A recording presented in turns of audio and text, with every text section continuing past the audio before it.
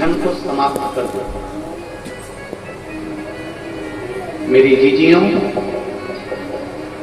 प्रदोष का इंतजार भी मत करा करो कि प्रदोष का दिन आएगा या प्रदोष का दिन आएगा तो हम गला पकड़ रहा है। प्रदोष का दिन आएगा तो हम भगवान शंकर को प्रदोष के समय में, शाम के समय पर हम बेलपत्र, शमी पत्र, चावल समर्पित करेंगे। आप तो प्रयास करा करो।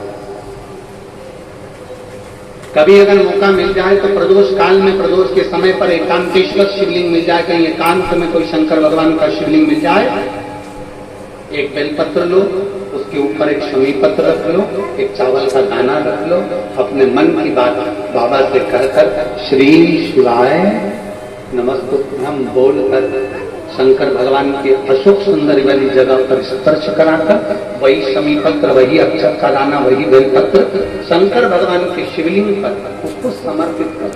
समर्पित करते समय ये जो डंडी का मुख है, ये जहां जलाधार होती है, पानी बहता है, उस ओर डंडी का मुख होना चाहिए। जिधर पानी बह रहा है उधर जाए करो।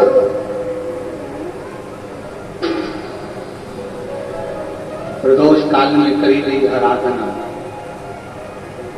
प्रदोष काल में किया गया भजन केवल प्रदोष के दिन ही नहीं, प्रदोष काल में कभी भी शंकर को याद करो। वैसे तो शंकर भगवान को याद करने के लिए कोई समय निश्चित नहीं किया गया कि इस समय शिव जी को याद करना है। मौत का और महाकाल का आने का समय कभी निश्चित नहीं होता। मौत आने का समय भी निश्चित नहीं होता, कब व्यक्ति की मृत्यु हो जाए, कब प्राण छूट जाए, कब बीपी शुगर कभी गड़बड़ हो जाए, कब किसको कौन सा रोग हो जाए, कब किसको अटैक आ जाए, कोई समय का भरोसा नहीं है। मौत का जैसे समय नहीं होता, उसी तरह महाकाल के भजन का, शंकर भगवान के गुणगान का, शिव जी की भक्ति का कोई समय नहीं है। तुम जब पुकारो, मेरा देव अधिदेव महादेव तुम्हारे सामने खड़ा है। तुम जब बोल बम का नारा है, बाबा है सहाय, सारी समस्या का हल एक लोटा। तुम जब उसको पुकारोगे तब वो तुम्हारे सामने आकर खड़ा। सूर्य नारायण ने पुकारा, सूर्य नारायण ने पुकारा। अब सूर्य नारायण को पुकारने में लग गए, बोलने में लग गए। अगस्त ऋषि ने जाकर विंध्य पर्वत से कहा कि तुम अपनी आकृति को छोटा करिए, देवताओं को कष्ट हो रहा है। तब विंध्य पर्वत ने अपनी आकृति छोटी करी। सूर्य देवता भगवान शंकर का साधुवाद करे। शंकर भगवान ने आकर सूर्य नारायण को दर्शन दिया। भगवान देवादिदेव महादेव ने कहा, सुनो भास्कर देव, सूर्यदेव, तुमने मेरी आराधना प्रदोष के समय पर अपने अश्वों को रोककर मेरी आराधना करी है। भास्कर देव, सूर्यदेव, संसार का कोई मनुष्य प्रदोष के दिन, प्रदोष काल में जब मुझे पुकारेगा, केवल मेरे नाम का उच्चारण कर कर मुझे पुकारेगा, शंकर भगवान कहते हैं उसी क्षण मैं उसके नजदीक में पहुंचू। उसी क्षण अकाल मृत्यु वो मरे जो काम करे चंडाल का, काल उसका क्या बिगाड़े जो भक्त हो महाकाल। तो शंकर की आराधना करने वाला है, शिव की उपासना करने वाला है, शंकर का गुणगान करने वाला है, शिव की स्तुति करने वाला है, उसका बाल बांका नहीं होता। 12 ज्योतिर्लिंग का चरित्र श्रवण कराते हुए तुनुका जी चंचुला देवी से कहते हैं, चंचुला,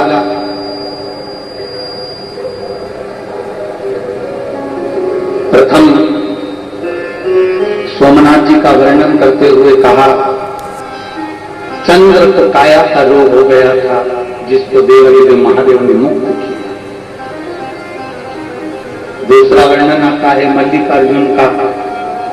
कार्तिकेय बाबा रुष्ट होकर चले जाते हैं।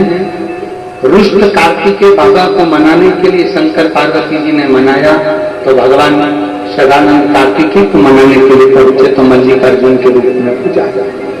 दूषण नाम के राक्षस का संहार कर भगवान शंकर महाकाल बनकर प्रकट कर बिंद नामक पर्वत के तप करने पर भगवान शंकर प्रकट होकर ओंकारेश्वर स्वरूप में विराजमान हुए। नर नारायण के तप करने पर भगवान शंकर केदारेश्वर बनकर प्रकट हो जाते हैं। कुंभकर्ण की पत्नी करकटी, करकटी का पुत्र भीम, जो सारे यज्ञ अनुष्ठान दान पुण्य सब बंद करवा देता है, तो शंकर भगवान आकर उसका संहार करते हैं तो भीमा शंकर बन जाते हैं। अगला वर्णन आया है काशी विश्वनाथ। मनु शत्रुपा ने तप कर भगवान शंकर को यहां पर विराजमान करा, विश्वनाथ के रूप में विराजित। फिर वर्णन आया है त्र्यंबकेश्वर।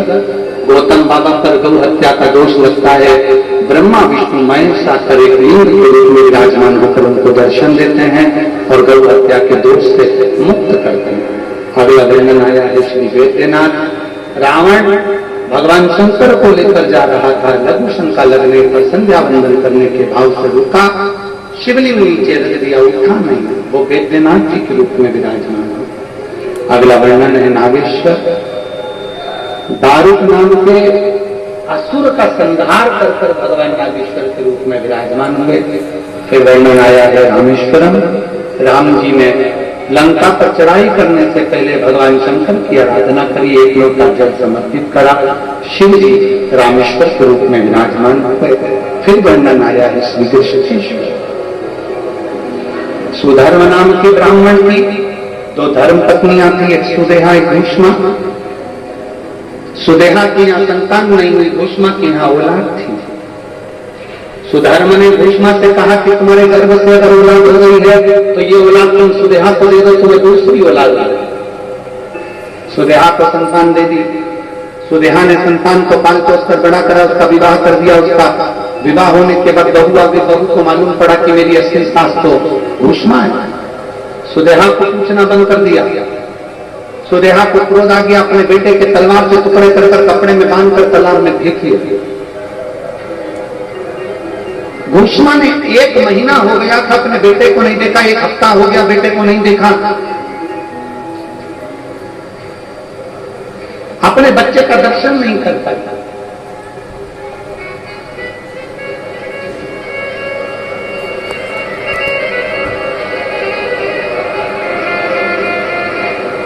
और जब अपने बच्चे का दर्शन नहीं कर पाई भीष्मा, जब अपने बेटे का दर्शन नहीं करा भीष्मा ने, तब पार्थिव शिवलिंग का पूजन कर विसर्जन कर रही है। और पार्थिव शिवलिंग का विसर्जन करते हुए उसके मन में आया मेरे बेटे का दर्शन हो। बाबा देवजी महादेव ने उसके बेटे को, मरे हुए बेटे को वापिस जीवित करा और शिवजी कृष्णेश्वर महादेव के नाम से विख्यात। ये 12 ज्योतिर्लिंग का चरित्र जब तुमरुका जी कह रहे हैं, चंचुला देवी का पति बिंदु प्रेत योनि से मुक्त हो जाता है, चंचुला खंड सौभाग्यवती होकर पति के धाम को चली जाती है। शिव महापुराण की कथा कहती है, भगवान देव महादेव की ये 5 दिवसीय शिव कथा तुमरुका जी कहते हैं। देव महादेव अपने मस्तक के बेलपत्र उतार कर शिव पोथी को समर्पित करते हैं। भगवान शंकर की यह पवित्र कथा श्री सुनील जी मूसेपुर